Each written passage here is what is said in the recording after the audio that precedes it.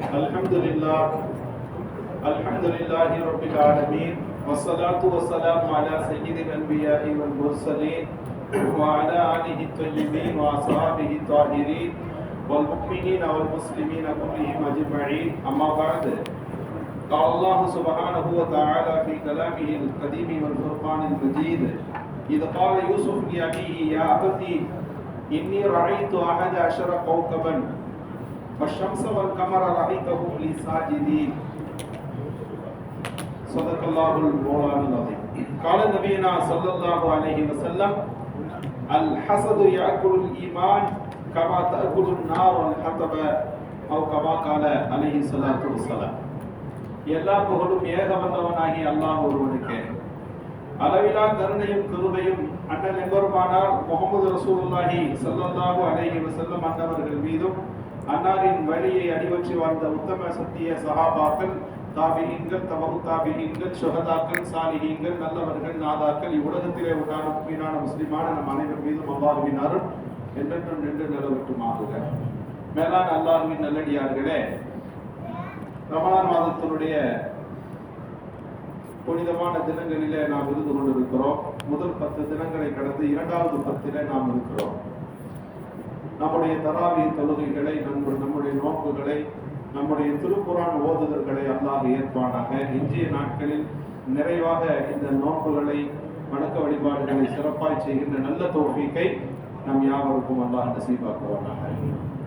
மேலான அல்லாஹ்வின் நல்லடியார்களே, நேற்று இன்று ஓதப்பட்ட அந்த வசனங்களிலே, சூறாக்களிலே நபிமார்களின் வரலாறுகளை அல்லாஹ் எடுத்து சொல்லுகிறார். யூசுப் அலைஹிஸ்ஸலாத்தின் வரலாறு, இப்ராஹிம் அலைஹிஸ்ஸலாம் அவர்களுடைய வரலாறு என்று பல நபிமார்களை அல்லாஹ் கோடிட்டு காட்டுகிறார். இந்த வரலாறுகளை ஏன் திருக்குரானில் அல்லாஹ் பதிவு செய்கிறார் என்று சொன்னால், நபிகள் நாயகம் ஸல்லல்லாஹு அலைஹி வஸல்லம் வாழ்க்கையில ஏதாவது ஒரு பிரச்சனை நடந்தால் ஒரு நபியினுடைய வரலாறை அல்லாஹ் தஆலா ஒரு கோடிட்டு காட்டுவார். அந்த வரலாறை படிக்கிற போது நபிகள் நாயகம் ஸல்லல்லாஹு அலைஹி வஸல்லம் அவர்கள் அமைதி பெறுவார்கள், நிம்மதி பெறுவார்கள், படிப்பினையை பெற்றுக் கொள்வார்கள். வரலாறுகள் படிப்பினைகளுக்காக வேண்டி பெருமானாருக்கு எடுத்து சொல்வது உண்டு. நபிகள் நாயகம் ஸல்லல்லாஹு அலைஹி வஸல்லம் அவர்களே சொல்வார்கள், இப்ராஹிம் அலைஹிஸ்ஸலாம் அவர்களுடைய வரலாற்றை படிக்கிற போது அவர்களே அல்லாஹ்வுடைய உயிர் ஊதுதல் பற்றி கேள்வி கேட்கிறார்கள் என்று சொன்னால், நஹனு அஷக்கு பிஹி, நாம் அது குறித்து சந்தேகப்படுவதற்கு தகுதியானவர்கள் தான் என்று சொல்லி ஒரு நீண்ட விளக்கம் உண்டு. இப்ராஹிம் அலைஹிஸ்ஸலாமுடைய வரலாறை ஞாபகப்படுத்துவார்கள். ஷதீத் என்று வரக்கூடிய லூத் அலைஹிஸ்ஸலாத்தினுடைய வசனத்தை ஸல்லல்லாஹு அலைஹி வஸல்லம் அவர்கள் ஓதி காட்டி, நான் உயர்ந்த அல்லாஹ்வின் பக்கம் ஊண்டுதல் பிடிக்கிறேன் என்ற லூத் அலைஹிஸ்ஸலாம் அவர்கள் சொன்ன வார்த்தையை நாயகம் ஸல்லல்லாஹு அலைஹி வஸல்லம் சொல்லி தங்களை தேற்றிக் கொள்வார்கள். இந்த சூரத்துல் யூசுஃபில யூசுப் அலைஹிஸ்ஸலாம் அவர்கள் சிறையில இருக்கிற போது அவர்களுக்கு இருந்த பொறுமை எனக்கு இல்லை.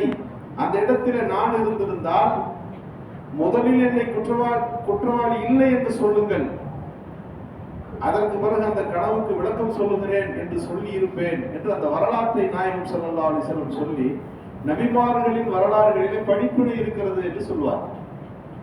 அதுதான் நம்ம நபிமார்கள் வரலாறு படிக்கிறோம்.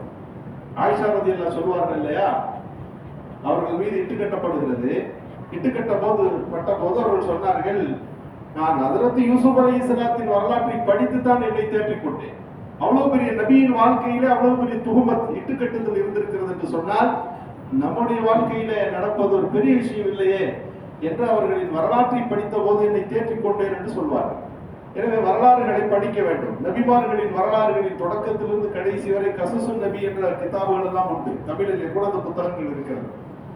நபிக்கு நாயகம் ஸல்லல்லாஹு அலைஹி வஸல்லம் அவர்களுக்கு அல்லாஹ் நபியின் வரலாறுகளை சொல்லி அவர்களுடைய ஈமானை தேற்றுகிறான், உறுதிப்படுத்துகிறான், வலுப்படுத்துகிறான், சிரமங்களை, சிக்கல்களை எதிர்கொள்வதற்கு அவர்களை தயார்படுத்துகிறான் என்று சொன்னால், நாம் எந்த அளவுக்கு நபிமார்களின் வரலாறுகளை படிக்க வேண்டும் என்ற உந்துதல் தான் திருக்குரானுடைய இந்த பல்வேறு சூறாக்களின் நபிமார்களின் பெயரோடு அந்த சூறா இருக்கிறது.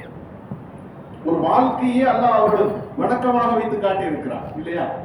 ஹஜ் செய்கிறோமே, ஹஜ்ஜில சஃபா மர்வாவில் ஓடினால் ஏன் ஓடுகிறோம் என்று நீங்கள் யோசித்து பாருங்கள். அன்னை ஹாஜரா அம்மையார் அவர்கள் தண்ணீருக்காக ஓடினார். நீ 5 கிலோ தண்ணி 5 லிட்டர் தண்ணி வச்சுக்கிட்டே ஓடுவாங்க. அவர்கள் ஏதோ ஒரு காலத்தில் ஒரு பெண் ஓடினார் என்பதல்ல. அன்னை ஹாஜரா அம்மையாரின் ஓட்டத்தை அல்லாஹ் வணக்கமாக வைத்திருக்கிறார். ஒரு இடத்துல இப்ராஹிம் அலைஹிஸ்ஸலாம் கல் எறிஞ்சாங்க, இஸ்மாயில் அலைஹிஸ்ஸலாத்தை கூட்டிட்டு போகும்போது ஷைத்தான் குறுக்குல வந்து கெடுத்த போது கல் எறிந்தார்கள். இன்றைக்கும் ஆஜிகள் போய் கல் எறிகிறார்கள். ஒரு வாழ்க்கை ஒரு வரலாறாக ஒரு வணக்கமாக நமக்கு இருக்கிறதா இல்லையா? எனவே வரலாறுகளை படிக்க வேண்டும். அந்த வரிசையில நபிமார்களின் வரலாறுகள் பல இருக்கிறது. எல்லா நபிமார்களின் வரலாறுகளும் இருக்கிறது. ஆனால் அஹ்சனுல் கஸஸ், அழகிய வரலாறு என்று சொல்வது யூசுப் அலைஹிஸ்ஸலாத்துடைய வரலாறு தான். ஏன்னா மற்ற சூறாக்கள்ல எல்லா நபிமார்களின் வரலாறுகளும் கொஞ்சம் கொஞ்சம் இடம் வரும். ஒரே தடவையில் அதற்கு யூசுப் அலைஹிஸ்ஸலாத்துடைய வரலாறு அப்படியே சொல்லப்பட்டது. ஒரு சூறாவை அப்படியே இறக்கி அல்லாஹ் முழுதான் சொல்லி காட்டிவிட்டான். பிற இடங்களிலே யூசுப் அலைஹிஸ்ஸலாம்னு பேர் வரும், ஆனா வரலாறு பெருசா அங்க இருக்காது. இந்த இடத்துல முழுமையான வரலாற்றை, யூசுப் அலைஹிஸ்ஸலாத்துடைய வரலாற்றை அல்லாஹ் இங்கு குறிப்பிடுகிறான். யாக்கூப் அலைஹிஸ்ஸலாம் அவர்களுக்கு 2 மனைவிகள். முதல் தாரத்திற்கு 10 குழந்தைகள், இரண்டாம் தாரம் ராஹில் அலைஹிஸ்ஸலாத்திற்கு 2 பிள்ளைகள். அந்த 2 பிள்ளைகள் தான் ஹஜ்ரத் புன்யாமீன் அலைஹிஸ்ஸலாம், ஹஜ்ரத் யூசுப் அலைஹிஸ்ஸலாம், 2 குழந்தைகள். பலவை போல எல்லா குடும்பத்திலும் இருக்கிறது இல்லையா? முதல் தாரம், இரண்டாம் தாரம் என்றார். ராஹில் அலைஹிஸ்ஸலாம் இந்த 2 பேரை பெற்றெடுக்கிற போது மரணித்து விடுகிறார்கள். சின்ன குழந்தைங்க, தாயில்லா குழந்தைகள். எனவே ஹஜ்ரத் யாக்கூப் அலைஹிஸ்ஸலாத்திற்கு அதிகமான பிரியம் ஏற்படுகிறது. அக்கறை செலுத்துகிறார்கள். ரொம்ப அழகாகவும் இருக்கிறார்கள் ஹஜ்ரத் யூசுப் அலைஹிஸ்ஸலாம். பொதுவா குழந்தைகளுக்கு மத்தியில ஒரு குழந்தையின் மீது அதிகமான பாசம் ஏற்பட்டு விடுவது எல்லா குடும்பத்திலும் இருக்கும். சின்னவனோட பெரியவன் ரொம்ப பிடிக்குன்னு சொல்லுவாங்க. காரணம் ரொம்ப இன்வால்மெண்டா குடும்பத்துல ஒரு குழந்தை இருந்ததுன்னா அந்த குடும்பத்துல அவருக்கு ரொம்ப முக்கியத்துவம் கிடைத்து விடும். நபிகள் ஸல்லல்லாஹு அலைஹி வஸல்லம் அவர்கள் உரிமைகளை சரியாக செய்யறோம், பாசம் ஒரு குழந்தை மீது வருவது நம்முடைய பொறுப்பல்ல, அல்லாஹ் போட்டு விடுகிறார். ஆனால் கடமைகளை நாம் சரியாக செய்ய வேண்டும். யூசுப் அலைஹிஸ்ஸலாம் அவர்கள் உட்பட எல்லோருக்கும் யாக்கூப் அலைஹிஸ்ஸலாம் கடமைகளை சரியாகத்தான் செய்தார்கள். ஆனா குழந்தை மேல ரொம்ப பாசம் அதிகமாயிடுச்சு. ரசூலுல்லாஹ் துஆ செய்வார்கள், எல்லா மனைவிமார்களின் விஷயத்திலும் நான் கடமையை சரியா செய்கிறேன். ஆனால் ஆயிஷா ரலியல்லாஹு மீது பாசம் கொஞ்சம் அதிகமா இருக்கு. யா அல்லாஹ் அதை குற்றம் பிடித்து விடாதே, நீதான் அந்த பாசத்தை அவர்கள் மீது நீ போட்டாய் என்று ஸல்லல்லாஹு அலைஹி வஸல்லம் சொல்வார்கள். 2 மனைவி இருக்கிற ஒரு மனைவி பக்கமே முழுசா சாஞ்சிட்டா கியாமத்துடைய நாளில் ஒரு புஜம் மட்டும் சரிந்த நிலையில் அந்த மனிதன் நடந்து வருவான். ஏன் 2 பேருக்கும் சமமா நடத்தல, ஏன் ஒரு பக்கம் சாஞ்ச என்று சொல்லி அல்லாஹ் அப்படி தண்டனை கொடுப்பான் என்று ஸல்லல்லாஹு அலைஹி வஸல்லம் இந்த ஹதீஸை சொல்லிவிட்டு சொல்லுகிறார்கள். ஆயிஷா ரலியல்லாஹு மீது பிரியாதி நீ தான் போட்ட. கடமைகளை சரியாக செய்வார்கள். பயணத்துல போறதா இருந்தாலும் ஊர்ல இருக்கும்போது ஒரு வீட்டுல ஒரு நாள் இப்படி இருக்கும், இரவு பங்கீடுங்கிறது சரியா இருக்கும். பயணத்துல என்ன செய்யறது? ஸல்லல்லாஹு அலைஹி வஸல்லம் பேரை 11 பேர் 19 பேர் எழுதி குலுக்கி போடுவாங்க. யார் பேர் வருதோ அவங்க கூட்டிட்டு போவாங்க. நீதம் என்பது அப்படி செலுத்தினார்கள் என்று பார்க்கிறோம். எனவே குழந்தைகளுக்கு மத்தியில ஆண் குழந்தையா இருந்தாலும் பெண் குழந்தையாக இருந்தாலும் நீதம் செலுத்த வேண்டும். ரசூலுல்லாஹ்வுடைய சபையில ஒரு சஹாபி எல்லாம் உட்கார்ந்தாங்க. அவர் பின்னாடியே ஒரு பையன் வந்தான், சின்ன பையன், அவர் மகன் வந்து உட்கார்ந்த உடனே ஒரு மடியில தூக்கி உட்கார வச்சார். கொஞ்ச நேரத்துல அந்த சஹாபியோட இன்னொரு பெண் குழந்தை அப்படியே வருது, அத்தாவை தேடிக்கிட்டே வருது. அத்தா பக்கத்துல வந்து நின்ற உடனே அவங்க அந்த பிள்ளையை தூக்கி பக்கத்துல உட்கார வச்சாங்க. ஸல்லல்லாஹு அலைஹி வஸல்லம் இதை பார்த்து விட்டு கேட்டார்கள், ஏன் உங்களுடைய இன்னொரு மடியில இடம் இல்லையா? ஒரு பிள்ளைய அந்த மடியில உட்கார வச்சீங்கல்ல, இந்த குழந்தைய உங்க மடியில உட்கார வைங்க, ஏன் இந்த குழந்தை கீழே உட்கார வச்சீங்க? ஸல்லல்லாஹு அலைஹி வஸல்லம் கேட்ட உடனே அந்த சஹாபி தூக்கி மடியில வைத்துக் கொண்டார். 2 குழந்தைகளிலே பாகுபாடு கூடாது என்பது இஸ்லாம் காட்டுகிற மிக முக்கியமான வழிகாட்டுதல்கள். யாக்கூப் அலைஹிஸ்ஸலாம் அவருடைய பிரியத்தின் விளைவு என்ன ஆனதுன்னா குழந்தைகளுக்கு மத்தியில் அந்த போட்டி உருவாகிவிட்டது. யூசுப் அலைஹிஸ்ஸலாத்துடைய மீது 10 அந்த சகோதரர்களுக்கு போராமை உண்டானது. அந்த போராமையுடைய விளைவு என்ன? இதுதான் அந்த சூறாவுடைய மைய கருத்து. போராமை அதிகரிக்கிற போது யூசுப் அலைஹிஸ்ஸலாத்தை வாங்க ஆடு வைக்கிறோம் அழைத்து கொண்டு போக அனுமதி கேட்கிறார்கள். அனுமதி கொடுத்த உடனே அவர்களை கொண்டு போய் ஒரு கிணற்றில தூக்கி வீசி விடுகிறார்கள். எங்கேயாவது போய் வாழட்டும், அத்தா கூட இருந்தா இவருக்கு மேலதான் எல்லா கவனமும் இருக்கும், நம்மை தந்தை கண்டுகொள்ள மாட்டார் என்று சொல்லி அவர்கள் கிணற்றில தூக்கி எறிகிறார்கள். தூக்கி எறியப்பட்ட யூசுப் அலைஹிஸ்ஸலாம் எகிப்து தேச பயணிகளால் மீட்டெடுக்கப்பட்டு எகிப்திலே கொண்டு போய் அடிமை சந்தையில விற்கப்படுகிறார்கள். குழந்தை இல்லாத ஒரு தம்பதி, எகிப்து நாட்டினுடைய அரச குடும்பம். அந்த குழந்தைய வளர்ப்பதற்காக கொண்டு போய் வீட்டில் வளர்க்கிறார்கள். அரச குடும்பத்தில் வளர்த்தெடுக்கப்படுகிறார்கள். அங்கே இருக்கிற பெண்களால் சில குழப்பம் ஏற்படுகிற போது 7 ஆண்டு ஜெயில் ஜெயிலிலே போய் அவர்கள் இருப்பதை விரும்பி ஏற்றுக்கொள்ளுகிறார்கள். இப்படி சிறு குழந்தை தந்தையை விட்டு பிரிக்கப்பட்டு கிணற்றில வீசப்பட்டு அடிமை சந்தையில விற்கப்பட்டு அடிமையாய் ஒரு வீட்டிலே வாழ்ந்து அவர்களால் சோதனைக்குட்பட்டு சில ஆண்டுகள் சிறைச்சாலையில இருந்து இப்படியெல்லாம் நீள்கிற ஹஜ்ரத் யூசுப் அலைஹிஸ்ஸலாம் இறுதியில் எல்லோரும் இவரிடத்துல நிற்கிற ஒரு சூழல் வந்தது. எல்லோரையும் மன்னித்தார்கள்.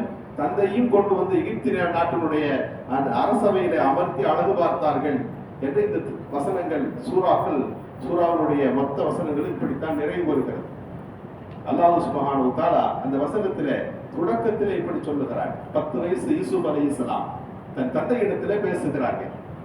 இதுகால யூசுப் அபிஹி, யூசுப் அலைஹிஸ்ஸலாம் தன் தந்தையிடத்திலே சொன்னார்கள், யா அபதி இன்னி ராயித்து அஹத அஷர கௌகபா, நான் 11 நட்சத்திரங்களை கண்டேன். வஷம்ஸ வல் கமர, சூரியனையும் சந்திரனையும் கண்டேன். இது அத்தனையும் என்ன செய்கிறது? லீ சாஜிதீன், எனக்கு சஜிதா செய்கிறது என்ற கனவை சொன்னார்கள். பெரிய நபி இல்லையா? மகனுடைய கனவை கேட்ட உடனே விளக்கம் சொன்னார்கள். லா தக்சுஸ் ருஹ்யாக, இந்த கனவை உன் சகோதரனிடத்திலே சொல்லாதே. ஒரு நபி சொல்லுகிறார்கள் என்று சொன்னால் மிக முக்கியமான காரணம் இருக்கும் இல்லையா? லா தக்சுஸ் ருஹ்யாக அலா யஹ்வதிக ஃபயகீது லக கைதா, நீ அப்படி சொன்னால் உன் மீது போராமை ஏற்பட்டு அதனால் சில விளைவுகளை நீ சந்திக்க நேரிடும் என்று சொன்னார்கள் என்கின்ற இந்த வசனம் இருக்கிறதே, சூரத்துல் யூசுஃப்ல பல நூறு படிப்பினைகளை நாம் எடுத்து பேச முடியும். இங்கே முதலாவது வசனத்துல அல்லாஹ் இங்கே சொல்ல வருகிற செய்தி என்னன்னா, போராமை என்பது ஒரு மனிதனுக்கு இயல்பில வந்துவிடும். போராமை வருவது இயல்பு என்பதை இங்கு சொல்லுகிறார். என்ன காரணம் போராமை ஏற்படுகிறது? ஒரு மனிதனுக்கு ஒரு நேமத்து கிடைச்சா கூட இருப்பவர்களுக்கு அது குறித்து ஒரு ஹசதி ஏற்படும். சவாலுன் நிஅமத்துல் கைர், ஒரு ஆளுக்கு கிடைச்சிருக்கிறது அவருக்கு கிடைக்காம போகணும், எனக்கு கிடைக்காட்டி பரவாயில்லை, இது ஒரு வகையான ஹசது. அவருக்கு கிடைக்கூடாது, எனக்கு கிடைக்கணும், இதுவும் பொறாமை தான். அவருக்கு கிடைச்சிருக்கிற மாதிரியே எனக்கும் கிடைக்க வேண்டும், இதுவும் பொறாமை. பொறாமை 3 வகையில் இருக்கிறது. இந்த குழந்தைகள் சகோதரர்களும் ஏற்பட்ட இந்த பொறாமை இருக்கிறதே, யூசுப் அலைஹிஸ்ஸலாம் அவர்கள் சொல்லுகிறார்கள், அவருடைய சகோதரரிடத்தில் இந்த கனவை சொல்லாதே, உன் மீது பொறாமை ஏற்படும். இந்த பொறாமை குறித்துள்ள கவனம் நமக்கு தேவை. இந்த பூமியில வானத்தில முதலாவது நடந்த தவறு இந்த பொறாமை. இப்லீஸ்ட அல்லாஹ் ஆதம் அலைஹிஸ்ஸலாத்தை படைக்கிறேன்னு சொன்னப்பே அவன் சொன்னான், என்ன சஜ்தா செய் என்று சொன்ன போது இந்த ஷைத்தான் கோபப்பட்டான், பொறாமை கொண்டான். கலக்குத்தனி மின் நார், என்னை நெருப்பிலிருந்து நீ படைத்திருக்கிறாய், அவன் கலத்தகும் மின் தீன், அவர் மண்ணிலிருந்து படைத்திருக்கிறாய். ஆனா அவருக்கு இவ்வளவு சிறப்பு எதற்கு? அந்த சிறப்பு தனக்கல்லவா வேண்டும் என்று பொறாமைப்பட்டான். ஆதம் அலைஹிஸ்ஸலாமின் மீது பொறாமைப்பட்டதுடைய விளைவு ஆதமுடைய சந்ததிகள் மீதெல்லாம் அவனுக்கு பொறாமை. கியாமத் வரை அது நீடிக்கிறதே. இந்த பொறாமை என்ற முதலாவது தவறு வானத்திலே நடந்தது. 2வது பூமியில நடந்த முதலாவது குற்றமும் இந்த பொறாமை தான். ஹாபில் காபில் 2 பேரும் குர்பானி கொடுத்தாங்க. குப்பில் அகதிகமா வளம் இந்த கப்பல் மினலாக குர்ஆன்ல அல்லாஹ் பதிவு செய்கிறார். ஒருவருடைய குர்பானி ஏற்றுக்கொள்ளப்பட்டது, இன்னொருவருடைய குர்பானி ஏற்கப்படவில்லை. 2 பேருக்கும் பொறாமை வந்துருச்சு. அதனுடைய விளைவு மிகப்பெரிய ஒரு கொலையிலே போய் நின்றது. பொறாமையுடைய விளைவு அங்கே வரை கொண்டு போய் சேர்க்கும் என்பதற்கு இது ஒரு உதாரணம். ஒரு ஆள் அல்லாஹ்வுக்கு ஒரு வாழ்க்கையை கொடுக்கிறான், ஒரு அந்தஸ்தை கொடுக்கிறான் என்று சொன்னால் அது அல்லாஹ் அவருக்கு நிர்ணயித்தது. நஹ்னு கஸம்னா பைனஹும், வாழ்க்கையை நம்ம தான் நிர்ணயிக்கிறோம், ஒரு அருளை நம்ம தான் கொடுக்கிறோம்னு சொல்லுகிறார். ஆனால் பொறாமைக்காரன் என்ன செய்கிறான் என்றால் அதன் மீது ஏத்திரால் செய்கிறான். என்ன ஏத்திரால்? அவருக்கு கிடைச்சிருக்க கூடாது என்று சொன்னால் யாருக்கு எதிராக இந்த மனிதனுடைய சிந்தனை இருக்கிறது? அல்லாஹ்வுக்கு எதிராக இருக்கு. எனவேதான் ஷைத்தானுடைய குணம் இங்க வந்து விடுகிறது. எப்படி ஷைத்தானிடம் பாதுகாப்பு தேடுகிறோமோ, அவுது பில்லாஹி மினஷ் ஷைத்தானிர் ரஜீம், ஷைத்தானிடமிருந்து பாதுகாப்பு தேடுகிறோமோ, அதுபோல குர்ஆன் சொல்லுகிறது, வமின் ஷர்ரி ஹாசிதின் இதா ஹஸது, பொறாமைக்காரன் பொறாமைப்படுகிற அந்த நேரத்தில் அவனுடைய பொறாமையிலிருந்து நான் பாதுகாப்பு தேடுகிறேன். பொறாமைக்காரனுடைய சூழலும் ஷைத்தானுடைய சூழலும் ஒன்றுதான் என்று குர்ஆன் குறிப்பிடுகிறது அல்லவா? உலகத்தில் எந்த ஒரு நியமத்து ஒரு மனிதனுக்கு கிடைத்தாலும் அல்லாஹ்வால் கிடைக்கிறது என்கிற சிந்தனை வர வேண்டும். அவருக்கு ஏன் இது கிடைத்தது என்றால் இவருடைய குறுக்கீடு யாரை நோக்கி இருக்கிறது? அல்லாஹ்வை நோக்கி இருக்கிறது. எனவேதான் இது ஒரு பெரிய பாவமாக போய்விடுகிறது. எனவே ஒரு பொருளை பார்த்து ஆச்சரியப்பட்டா நம்ம உடனே ஒன்று சொல்லிடணும், அது அழகல்ல, அந்த பொருளுக்கு அல்ல, அது அந்த மனிதனுக்குரிய சிறப்பு அல்ல, அல்லாஹ் தான் அவருக்கு கொடுத்திருக்கிறான். மாஷா அல்லாஹ், அல்லாஹ் நாடுனது அவருக்கு கிடைச்சிருக்கு. பாரக்கல்லா, அல்லாஹ் அவருக்கு பரக்கத்து செய்யட்டும். இந்த வார்த்தைகளை சொல்ல வேண்டும். இன்றைக்கு யதார்த்தமாக நம்முடைய எண்ணம் நமக்கே அறியாமல் கூட ஒரு பொருளை பார்த்து அதிசயப்பட்டு விடலாம். அந்த அதிசயத்தில் ஒரு கட்டத்தில் அது போராமையின் விளைவாக மாறிவிடுகிறது. யோசித்து பார்க்கிறோம், நபிகள் நாயகம் ஸல்லல்லாஹு அலைஹி வஸல்லம் அபூ ஜஹல் ஏற்றுக்கொள்ளவில்லை. அபூ ஜஹல் போய் கேட்டாங்க, அவர் நபின்றதுல உனக்கு உடன்பாடு இல்லையா என்று கேட்டாங்க. அபூ ஜஹல் சொன்னா, ஒரு பேச்சுவார்த்தை செயலெல்லாம் பார்த்தா நபின்னு தெரியுது எனக்கு, இருந்தாலும் ஏற்றுக்கொள்ள முடியவில்லை. ஏன் ஏற்கவில்லை, ஏன் ஏற்க முடியலன்னு கேட்ட போது அபூ ஜஹல் சொன்னான், நான் பனு மஹ்சூம் கிளையை சார்ந்தவர், ரசூலுல்லாஹ் பனு ஹாஷிம் குடும்பத்தை சார்ந்தவர். பனி மஹ்சூமும் பனி ஹாஷிமும் தான் காபத்துல்லாஹ்வுடைய பொறுப்புதாரி. அவங்க சாப்பாடு போட்டா நாங்களும் சாப்பாடு போடுவோம், தண்ணி கொடுத்தா நாங்களும் தண்ணி கொடுப்போம், வரவேற்றான நாங்களும் இந்த வாசப்படி வரவேற்போம். அந்த குடும்பமும் எங்கள் குடும்பமும் ஒன்னா போய்கிட்டு இருந்துச்சு. ஒரு குதிரை ஒரே மாதிரி ஓடிக்கிட்டு இருந்துச்சு. திடீர்னு பனு ஹாஷிம்ல ரசூலுல்லாஹ் நபின்னு சொன்ன உடனே ஒட்டுமொத்த அரபும் அவர் பக்கம் திரும்பிடுச்சு. இப்ப எனக்கு என்ன செய்யறதுன்னு தெரியல, ஒரு நபின்னு ஏத்துக்கிட்டு கீழே விட்டுறதா இல்ல அதை மறுப்பதா? என் போராமை எனக்கு சொன்னது நீ மறுத்து விடு. இறுதி வரை மறுத்தான் அபூ ஜஹல். போராமையுடைய விளைவு நுபுவத்தை ஏற்கவில்லை.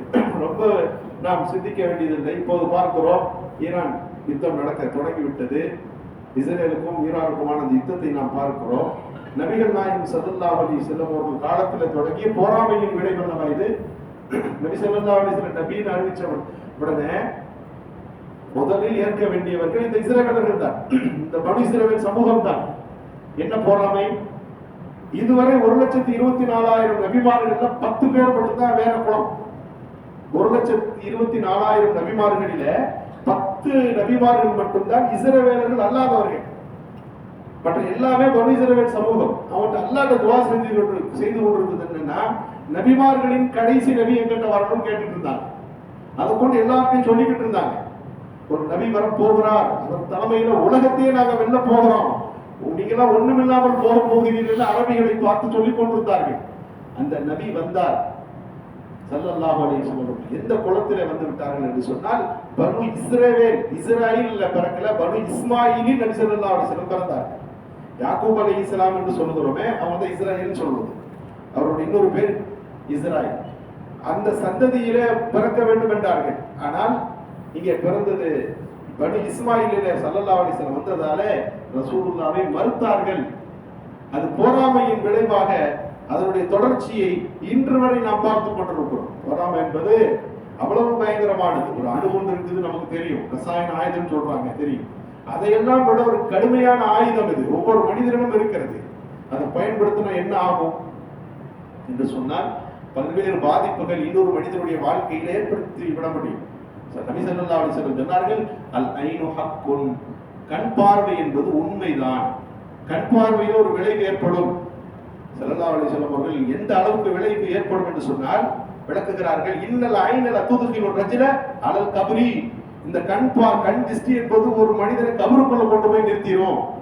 வல் ஜமல ஃபீ கித்ரின், ஒட்டகத்தை கொண்டு போய் சட்டியில போட்டுரும் என்று ஸல்லல்லாஹு அலைஹி வஸல்லம் சொல்லுகிறார்கள். எதை பார்க்கிறாரோ அதுல பாதிப்பு உண்டாக்கிடும். கண்ணுக்கு அப்படிப்பட்ட ஒரு பவர் இருக்கு. பாம்புக்கு நாக்கிலே விஷம் என்று சொன்னால் மனிதனுடைய பார்வைக்குள்ள ஒரு விஷம் இருக்கிறது. யாரையும் குறை சொல்லல. ஸல்லல்லாஹு அலைஹி வஸல்லம் அவர்கள் அந்த கண் பார்வை தெரிந்தோ தெரியாமலோ ஒரு பொருளிலே படுகிற போது, ஆச்சரியப்பட்டதை பார்க்கிற போது அதில் ஒரு தாக்கத்தை உண்டாக்கி அவர் படுக்கையில போட்டு விடும். ஸல்லல்லாஹு அலைஹி வஸல்லம் காலத்துல ஒரு சஹாபி குளிக்கிறதுக்காக வேண்டி ட்ரெஸ்ஸை கழட்டினார்.